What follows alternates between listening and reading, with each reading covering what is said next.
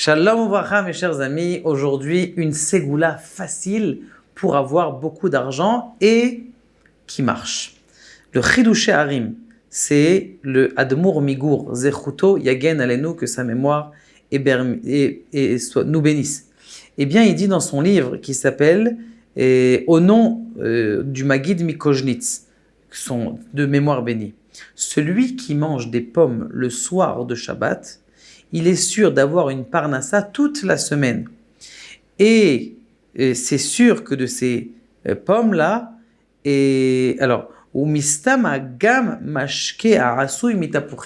même aussi du jus de pomme. Alors, a priori, on ne comprend pas comment c'est possible que quelqu'un il mange des pommes le soir de Shabbat, le soir de Pêcheur, il va avoir une parnassa pour toute la semaine.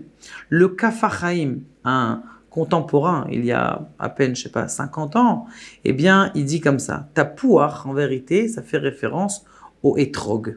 Parce qu'il est marqué dans la Gemara, Sanhedrin, que Adam Arishon, une des fruits qu'il n'a pas mangé, qu'il aurait dû manger ou qu'il avait le droit de manger lorsqu'il rentrait Shabbat, c'était le Etrog.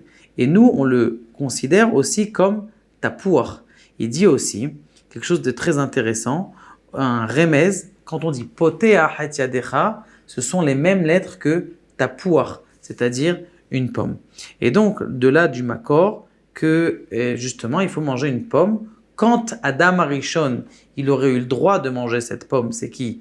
C'est le soir de Shabbat, parce que ce fruit défendu aurait été permis le soir du Shabbat. Donc nous, on le mange béhémet le soir du Shabbat, après le kiddush, en plein milieu du repas.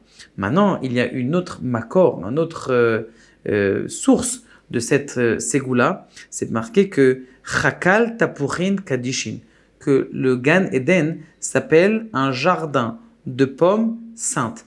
Qu'est-ce que c'est un jardin de pommes saintes ? Eh bien, mes chers amis, ces pommes, elles font référence aux fruits. Quels fruits on parle ici ? Ce sont les Neshamot du Ham Israël. D'où est-ce que naissent les âmes du peuple d'Israël ?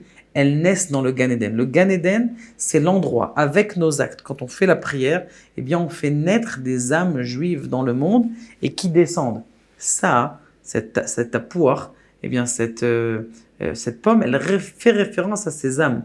Donc, quand tu fais référence à une âme, tu fais descendre, on parle que tu fais descendre un flux divin dans le monde. Quand tu fais descendre un flux divin dans le monde, eh bien, elle descend aussi avec sa parnassa. Comme on dit très bien, celui qui a une naissance, que ce soit une fille ou que ce soit un garçon, eh bien, il reçoit aussi, comme les allocations familiales, par exemple.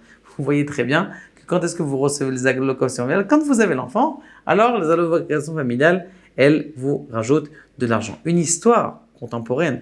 On avait un garçon dans un de nos élèves qui nous a dit « Ah, moi j'ai une super ségoula, c'est la ségoula des pommes vendredi soir. » Et pile cette semaine-là, il s'était fait virer du travail.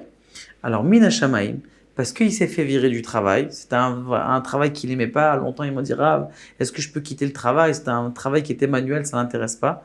Grâce à ça, l'État lui a payé une formation, il a pu apprendre un travail encore mieux, et il a dit que justement là, il commençait manger les pommes vendredi soir, et grâce à ça, il a pu garder ce qu'on appelle ça, le capital de son travail, et d'avoir un autre travail, et Baruch Hashem, jusqu'à aujourd'hui, on vous souhaite et on lui souhaite tous une grande parnassa par le mérite que justement on s'allie avec la connaissance que le tapouach, en vérité, c'est pas qu'une pomme, mais aussi la référence avec la connexion avec les âmes du peuple d'Israël.